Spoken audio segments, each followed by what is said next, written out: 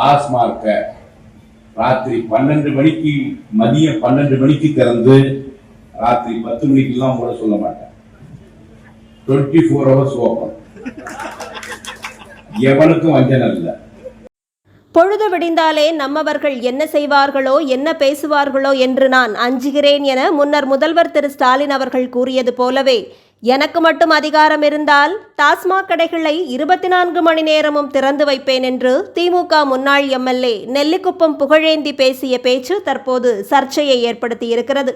2021க்கு முந்தைய தேர்தலில் ஆட்சிக்கு வந்தால் மதுக்கடைகளை மூடுவோம் என்று தளபதி சொன்னதால்தான் குடிமகன்கள் எல்லாம் ஓட்டு போடாமல் கட்சி தோற்று போனது என்றும் டாஸ்மாக் கடைகளை மதியம் 12 மணிக்கு திறந்து இரவு 10 மணிக்கு மூடுவது எல்லாம் வேலைக்கு ஆகாது என்றும் அவர் மேடையிலேயே பேசியிருப்பது முதல்வருக்கு கடும் தலைவலியை ஏற்படுத்தியிருக்கிறது.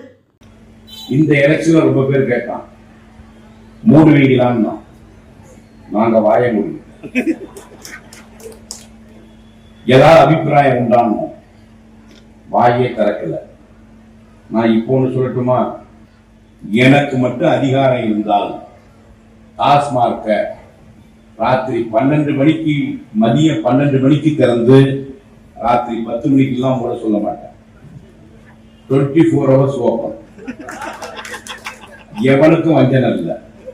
நான் என்ன சொல்ல வரேன்னா, குடிக்கிறவன் தானே குடிக்க போவான்.